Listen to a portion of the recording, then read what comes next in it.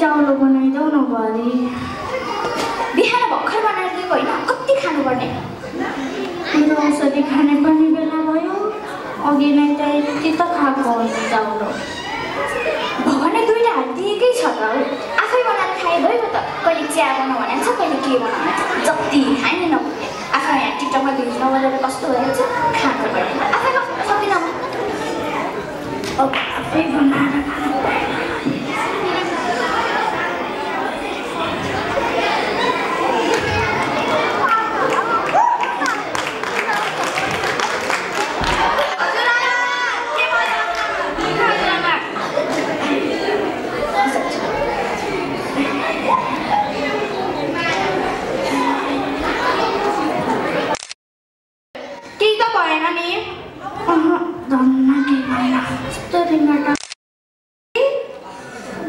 अलिकति जाउलो खाएकी थिएँ बिहान अब त्यतिले अहिलेसम्म के धाने राख्नु हो यो शरीरलाई मम्मीहरूले बनाउनु भएन सोधेको त्यो कान्छीले टाक टाक र टिकटकमा के भयो भन्दै गयो कस्तो होला मम्मी खालि टिकटकमा झुन्डेर बस्ने भ्युज आउँदैन त्यो भनेर आमालाई खाना दिने स्वासोसा गर्ने ठिक हुन्थ्यो होला नि कोठामै बस्नुहोस् हजुरआमा हेर्नुहोस् हामी बनाएर ल्याइदिन्छौँ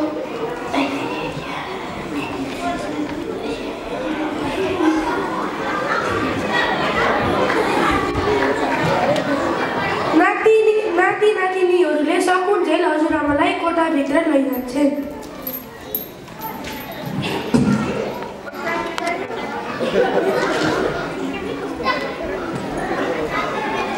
तिमी भर्खर आयो बजारबाट भर्खर आए कति गर्मी कति मान्छे कति गाडी यता हेर त मेरो भिडियो कति लाइक आएछ कमरको पनि काम गरेछ है कति राम्रो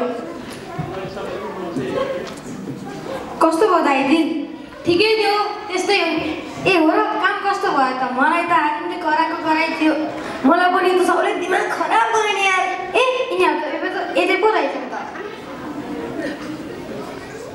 ए तपाईँ भर्खर आउनुभयो किन र म आउने टाइम थाहा छैन र होइन थाहा छ आज धेरै काम थियो थकै लागेको छ ए हो र भाउजू हुनुहुन्थ्यो त गरेनौ सँगै काम उहाँले गर्नु त भएको थियो तर बजार जानुभयो अरू सबै मैले गरेँ के भयो तिमीलाई होइन केही भएको छैन छोराछोरीहरू खोइ त यतैतिर होला नि होमवर्क सकियो खेल्न जान्छु भन्दै थिएँ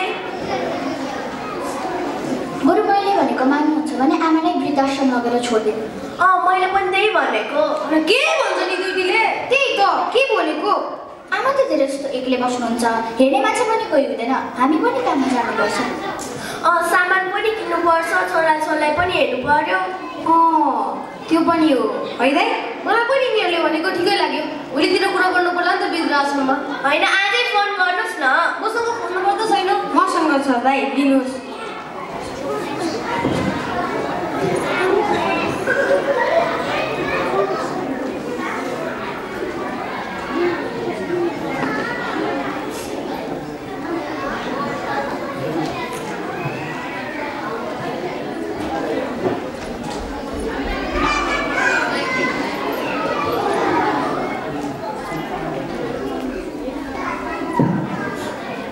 हेलो म मायाको घर भन्ने वृद्धाश्रमबाट बोलेको हजुर को बोल्नु भएको होला हेलो म आकाश बोलेको आमालाई वृद्धाश्रममा राख्नुपर्ने थियो ए ल भोलि आउनु होला फर्म पनि भर्नुपर्छ हस् हस् भोलितिर आउँछौ नि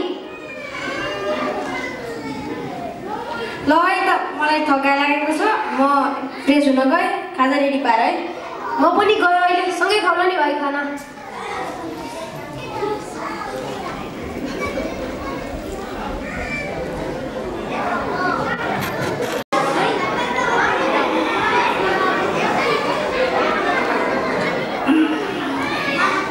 बुढेसकालले नै गर्नु गयो दिन पनि कति टाढा जाने ज्यान पनि कति दुख्ने भने आमा के गर्नुभएको यत्तिकै बसेको नि आमा आज हामी सबै बाहिर घुम्न जान लाग्छौँ जाउँ न सँगै ए हो र ल जाउँ न धेरै दिनदेखि बाहिर पनि गएको छैन ए आमा ल्याउँदा बिस्तारै गाडीमा छोराहरूले हजुरआमालाई वृद्धाश्रम ल्याउँछन्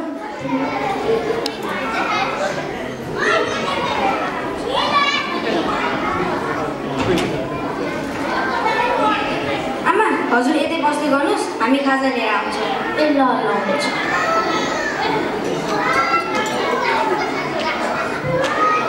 नमस्ते सर, म आकाश। हिजो कलमा कुरा गरेको थिएँ नि आमाको बारेमा। नमस्ते। ए आउनुहोस्, पक्क अर्को कोठामा जाऊ।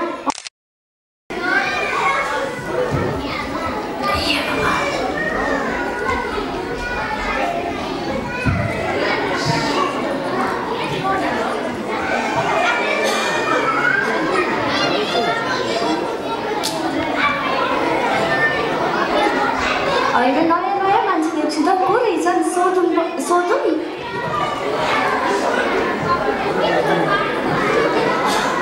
तपाईँको नयाँ देखिँदा कहाँबाट आउनुभएको तपाईँ? यो कुन ठाउँ हो र? मलाई त छोराबारीहरूले यत्तिकै एकैछिन बस्नु भनेर मात्र भएको थियो। हो र? तपाईँलाई पनि मलाई जस्तै वृद्ध आश्रममा छोडेर गएछन् जस्तो छ।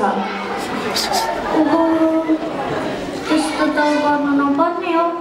हुन त लट्ठी भाँडा दिँदा त नयाँ नकिन्दैन नि, के पार्थेन र मलाई।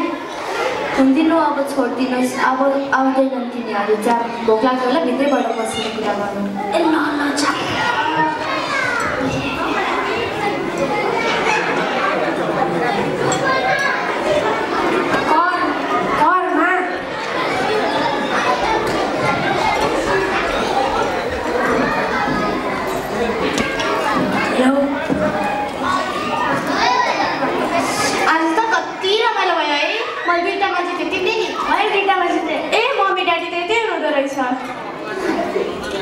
बाबा मैले 2टा मेडल जितेँ। मैले पनि 2टा मेडल पाएँ।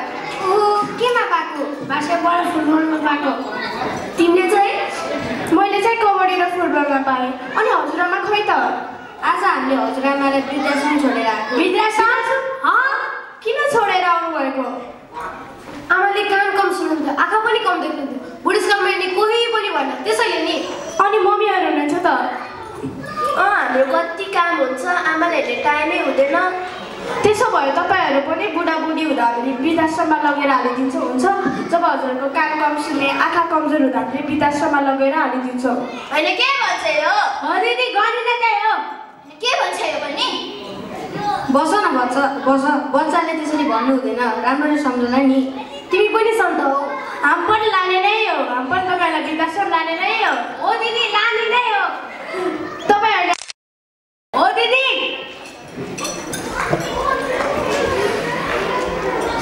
होइन भाइ, यो त गल्ती पो गरियो जस्तो छ। आमाले हामीलाई हुर्काउनु भयो, बढाउनु भयो। अहिले हामी आमाले गर्दा त छौँ नि। हो दाइ, मलाई नि अहिले यस्तै लाग्यो। बच्चाहरू पनि रिसाए, हामीले सोच्दै नसोचेको गऱ्यौँ। त्यो त ठिकै छ। कहाँ फेरि ल्याउने कुरा गरे? तिम्रो नि भाइ बुहारी छन्। भोलि तिम्रो आमालाई यस्तै भयो भने म चाहिँ के गर्नेवाला छैन नि। दाइ, जाऊँ आमाले लिएर आऊँ। जाउँ। छोराहरू वृद्धाश्रम जान्छन् र आफ्नो आमासित माफी माग्छन् र आफ्नो गल्ती स्वीकारेर आमासँगै घर फर्किन्छन्।